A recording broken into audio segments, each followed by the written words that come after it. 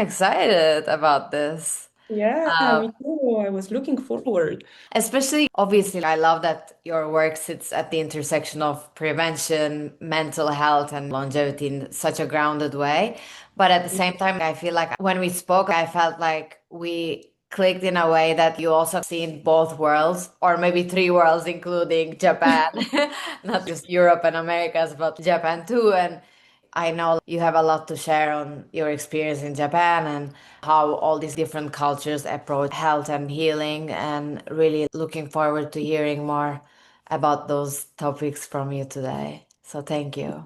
No, thank you so much for having me and for reaching out.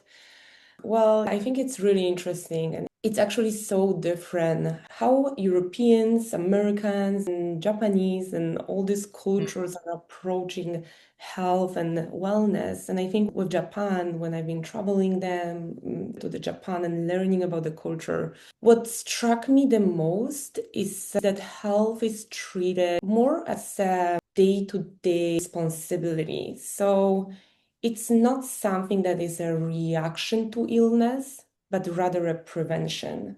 And I Mhm. think this is the biggest difference that I notice between Japanese culture and American culture, where I think it's in Japan, it's all about patience and making sure that each day you're doing whatever you can to maintain wellness. And the wellness is not only the physical health, but it's also mental health and connections and traditions and how you nourish your body. So it's a really balanced and beautiful way to approach health. And I think that another thing that I noticed that was really interesting to me is, of course, I'm in a supplement Yeah. industry, so that was something that I paid a lot of attention to. And seeing how Japanese approach medication and supplementation. And I think that the biggest difference here is that they put a lot of pressure into natural treatment. So they're really careful about, and I think this especially corresponds with healthcare practitioners. So they really careful with prescribing medication such as antibiotics or medications that have several side effects. And they're really believing in herbal and natural medicine. And they're using it in hospitals and as part of Mm. treatment, even with serious sicknesses In Japan, correct? in Japan. And by the way, one of the most important, most interesting things that I've learned after talking to you was that you told me that in Japan, actually, it was the one of the most researched immunity support compounds was used comes from Japan, correct? Not from Silicon Valley or from the US, Yeah, but that's, I'm really glad that you brought it up because that's a very special thing about AHCC, which is the main ingredient of she, is a that mushroom, right? so it's a compound that's resourced from the medicinal mushrooms. And this compound, this particular molecule that can be found in medicinal mushrooms, Mhm. there's only one factory and one company that is able to resource it right now. And the company is in Japan. There's a manufacturer there. And I actually had a chance to visit them in Sapporo, Japan. And it's been quite a journey and Yeah, all. that's so interesting because I remember you said there's only a few factories that you can work with, correct? It's not like everybody has the same quality. There's a few that you get to work with Yeah, if you are lucky. so the thing is that in order to even be approved by them, and they put a lot of attention into testing and the quality of the product. It's honestly incredible. The factory is located, it's a huge factory, and it's located in a forest, and Wow. it's really beautiful, and there's hundreds of scientists working there. So it's a really big company, which can be explained by the popularity of AHCC in Japan. And as you mentioned, it's probably the most popular immunity boosting ingredient. And it sounds like immunity as daily care is really important for Japanese people. I think not only immunity, but approaching health Mm. in daily life. So we've been talking about differences between Japan and America, or even Uh-huh. up. And I think Japanese, they really pay a lot of attention in healthy lifestyle. And it's all about being active and eating nutritious food. But they also have this knowledge that you can't approach health if you look only on the physical health. So health should be approached in a holistic way. And this is probably something that I've been doing since I'm also a psychologist and a clinical psychotherapist, which is thinking of human health in terms of both physical health, mental well-being, and having this patient and day-to-day approach in cultivating wellness and healthy lifestyle. And also, as I think about people in Japan, how kind they're to each other, and in general, just I feel like we are so irregulated right now. Our bodies, our nervous systems are so irregulated by the environmental factor or the pace of life that we live in, and even all the frustrations and anger and all that coming out of as a result of all these modern factors, let's say, is affecting our nervous system. And so when I look at Japan, it's almost like they build systems assuming that humans need regulation. And that's how that's also super interesting to me because you said holistic health. So it's not just the supplements, but also even the environment that you live in, the energy you receive from other people, just like walking on the street from your human interaction, because we are humans. And one of the main things is the human interaction, the connection, relationships that we have with other people. And if that's not regulated, also, that also affects quite a lot. So I think there's also a big factor in terms of how people are to each other in Japan. I think that's a very valid point and observation. And well, we need to remember that Japanese culture is really centered about the tradition, and it's really centered about respect towards tradition, towards each other. There are so many factors that are supporting nervous system and supporting just wellness in general. But I think it's really interesting what you said about how are we doing in our Western world. And I think that most people at the moment are not sick. As you said, they're just dysregulated. They're out of balance. And the times we live in now, which is the times where we're experiencing chronic stress and constant stimulation, and we're exhausted with amount of informations and this performance pressure that is constant, it really keeps our nervous system in a survival mode. So no wonder that our immunity suffers and our body are suffering as well. And I think this really brings back the topic of a mental health and how can we support our mental health and what can be done, because we're not going to change the environment, right? We're not going to change the world we're living in. So how can we support ourselves in terms of supplementation, in terms of mental health, in terms of psychotherapy, human connections? What can be done to support ourselves and still be able to fulfill today's world's expectations and maintain health? Yeah. And just a short, I would love to hear a little bit about your journey into holistic health, hormones. I know we talked about thyroid, cortisol. So I would love to hear a little bit about your own self journey and what kind of pushed you to come to realize about everything that you learned, and that kind of also pushed you to get into this world, and also how you're now making your choices in terms of where you want to live or how you want to live, etc. I think that will be really interesting to hear as well. It's like shortly.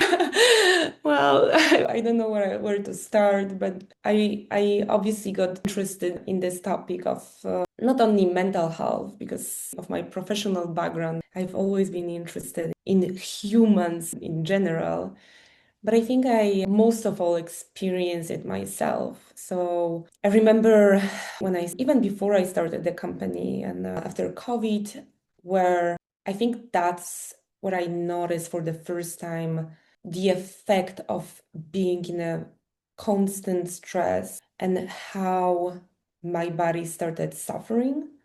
So COVID was the first time I started seeing changes in my body and I didn't know what's happening. I started having this headaches and I was tired and I would sleep more. And even though I didn't change my routine in terms of eating, I remember I put on weight. And already my whole life, I also went for a breakup at that time. And I remember there's been all these changes happening. And I've been under a lot of pressure and a lot of stress. And I really didn't know that this could be related to my hormones. And I came across a really smart doctor. He made me do the blood work, and it came out that my thyroid hormones are dysregulated. And it seemed like I have a hypothyroidism. And then they obviously checked my thyroid and they saw if I have any physical disabilities, and it came out that physically I'm healthy. It's the constant high cortisol level that damaged my hormones and influence other hormones in my body. So this caused the dysregulation in my thyroid and my thyroid hormones. So that was the first So time. what did you change there after Well, finding out? so I think we go through our lives when we're young and we feel like we're basically unbreakable. I was fearless, my body was always healthy, and I never thought about, I was very lucky, and I know this is not something that everyone can say, unfortunately, but I've been very lucky in terms of my physical health. So I think that was the first time where I suffered physically. I suffered through an illness. And this really made me cautious about, first of all, how our mental health can influence our physical health. Because I got my physically sick through my chronic stress and through being in a constant survival mode for extended amount of time. So I think this was my first realization. I was like, oh, so can't live like this. It's not like I'm gonna be okay and I'm gonna pay the price of not preventing it or trying to get help, or sometimes we can't do anything, right? Things happen. So I think what I changed was while I got back into psychotherapy, I started putting a lot of attention into my work environment. I realized that for me at the moment, what was really important was stability and having, I started putting a lot of changes on different levels, but making sure that I can control stress. And also, I changed the way I eat at that time. I remember that I never paid that much attention because I'm European. Food was usually good quality and I always been trying to eat healthy. But I think I started paying even more attention into how I nourish my body. And since I've been living in America at that time, also where is my food coming from? And is it good for me or is it bad for me? I feel like these experiences kind of result in doing more check-ins with yourself and understanding just slowly. Even the reason why I feel like I'm now used to my aura ring, but also because in terms of it helped me realize so much about myself that I know how certain things affect my body, and that was the biggest outcome of it. But I think doing daily check-ins with yourself is so huge, and understanding that sometimes it's better that you don't push yourself than, for example, in here, I read somewhere something about even walking. Nowadays, we don't even walk just to walk anymore to take fresh air. We walk to complete our steps. It has become more like a game or like a competition or something super stressful at the end. Oh, I need to like complete the steps. I need to be eating this many proteins, this much. And then at the end, even those pleasant things turn into a competition or a stressful event. And I feel like that's more in the US compared to Europe. But overall, I think it's really important once what triggers your body, what helps and what doesn't, then even when you change your environment, your location, you can say, I know that this didn't work for me before, so I'm not gonna get trapped into this again. Definitely. I couldn't agree more. And I think in general, having this approach of just listening to your body, rather than controlling it. You know what I mean? Just being cautious and being kind with yours and with your body, being fair with yourself. Whether we're talking about the physical health or mental health, this is something that it's so connected, and this is something that I'm always telling to my patients, and I'm asking them, yes, but do you think that's fair how you're approaching yourself at this moment? And I think Being kind to yourself is so and being kind in terms of also our habits and I think because now we can put another layer of blaming, right, on ourselves, which is like, oh, now we have to feel guilty also for counting our steps and trying to be healthy, and we don't know who we should listen to and what to do, and there's so many informations and we're just trying to do our best. So I think first of all, realizing that it's just not easy right now, and we're all doing the best we can. But I think it's also just letting go of the control and maybe stop focusing so much on a final goal, which would be accomplishing, I don't know, 10,000 steps or living 100 years, rather than thinking, what can I do? How can I support my body and my right now?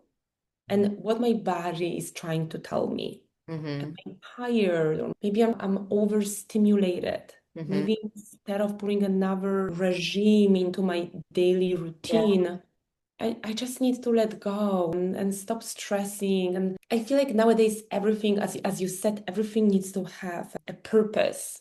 And I'm guilty of that as well. Sometimes I'm catching myself, I would search for a book to read. And I realized some times ago, I was like, when was the last time I was reading something just for a pure joy? When was the yeah, last yeah, time exactly. right? And when was the last time I went for a walk and just observed the nature and had fun rather than listening to something that whether teach me another language or I would learn something or I would accomplish one goal while another goal while I'm still not even finished with Exactly. this one, right? Just do So something without for not no awards. Just do for nothing. No, and I totally get that. And I usually like to ask, at this part of the podcast, I like to ask my guests no BS questions.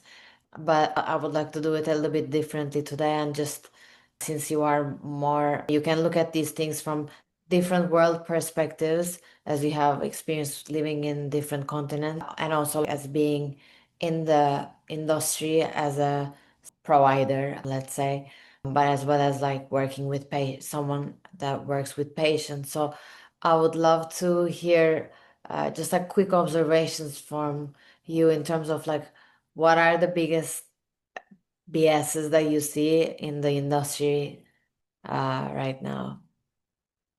Just the first thing that comes to mind.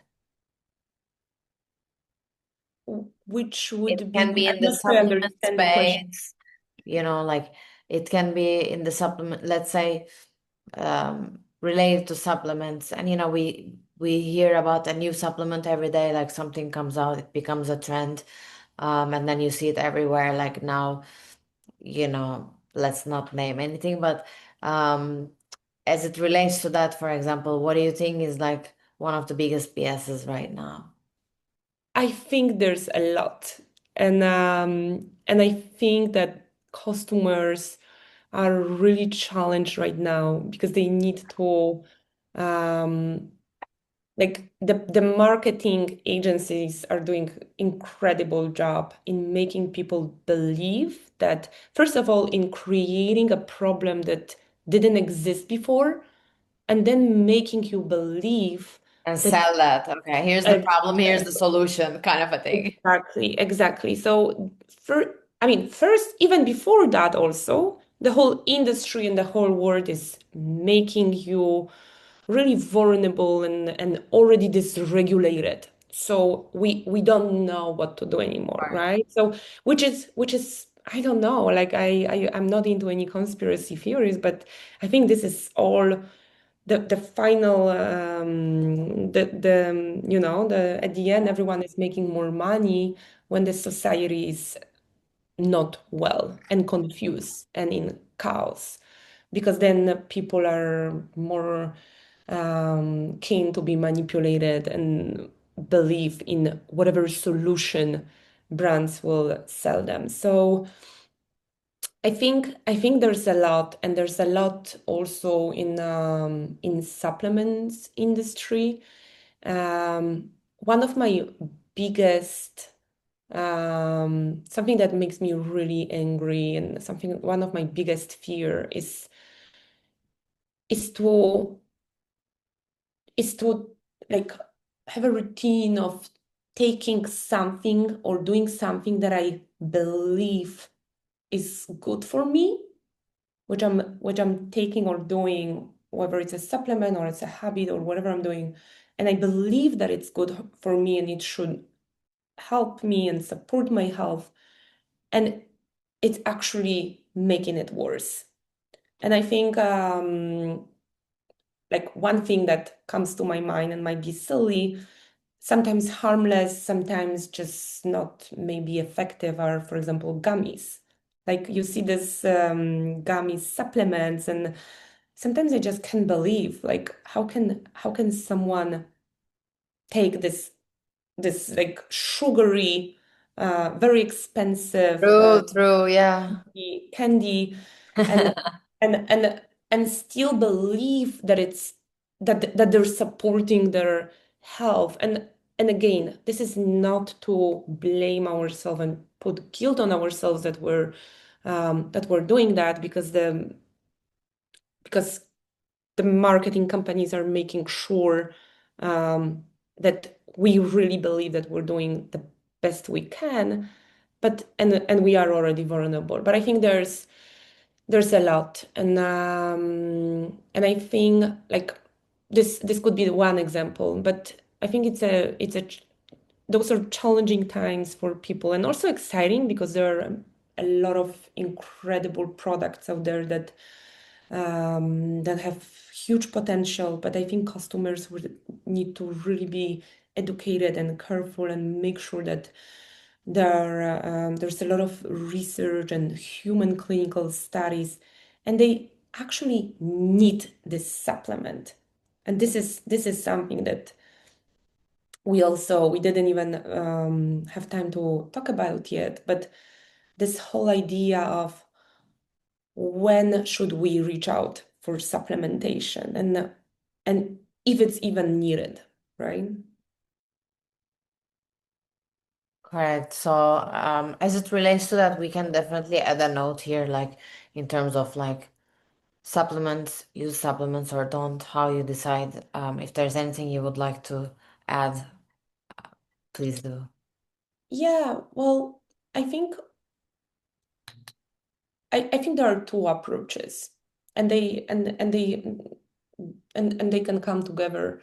First of all, I think we should do whatever we can in order to support our bodies and to maintain our mental health in the most natural, organic way. Saying that, I think it's quite reasonable to and logical to assume that we're living in a times where we facing certain challenges, and for example, the food we're eating are not as nutritious as it used to be. So for the same amount of, let's say, veggies Yeah, or any kind of food that yeah, we used to eat and yeah. used We to don't get enough. exactly, we used to be able to nourish our body with whatever vitamins and nutrition it needs in order to function properly. We are unable to do that right now. Another thing is that we're living in a really challenging times. We like before, like when we last spoke, we were talking about traveling, right? And I think it's something that you experience and I experience. Like we can travel a lot, and we can travel easily, and we can wake up in on the one side of the world we can leave the country like in the morning and arrive in the evening to another side of the world, and our bodies, they have to, Adjust. right? And I think as much as um, the technology and everything is like the evolution in that terms is happening really, really fast. Our bodies need more time to catch up with everything and with our lifestyle and everything that's going on. So I think it's fair to assume that we need some extra support. And I think supplements can be a great, but the right supplements can be a great way to support ourselves, whether it's immune system or our nervous system or our sleep, whatever it is. I think there are really, really smart supplements that help our bodies to catch up with the lifestyle and to nourish our bodies accordingly. And I think another aspect is our mental health, and we are being challenged here as well. And having a support and reaching out for help and having a psychotherapy as almost a weekly hygiene, something that would support us on daily basis, um, could really be helpful. Mhm. No, absolutely. I totally agree with that. And thank you for, um, I think what you said was super valid about just to reframe, like the fact that, you supplements are okay, like, but it's when and how and, if you really need them and not just like, maybe not like every day or all at once or, without testing, so I think again, like personalizing it in an educated way is super important. So that's really great. I know we are at time, so I will unfortunately have to close this chapter. However, maybe we can continue later. And before we do that, I would love to ask you like where people can find you. If you would like to mention any of your links, your social media accounts, etc. Please share with the audience now. Yeah, thank you. And yeah, well, as I mentioned here a few times, like I divide my time between being a founder, a proud founder of She, and running a daily operations within the company, but more and more so, um, I try to spend time supporting others, whether it's helping them with their mental health or just supporting them in achieving their highest potential Mhm. um, as humans. So I can be found whether from my work email, which is claudia@she.com, or my psychotherapy website. And Which I'll be I'm gonna also like drop in the description, but good to mention here. Yeah, thank you so much. It's claudiavrobel.com. And yeah, please reach out if anyone has any questions or just want to chat about health in general. I think there's always more to say and For more to sure. learn, and everyone has their own wisdom. True. And thank you so much for running this podcast and bringing awareness for My everyone. pleasure. Thank you. This was great. Thank you. Thank you so much.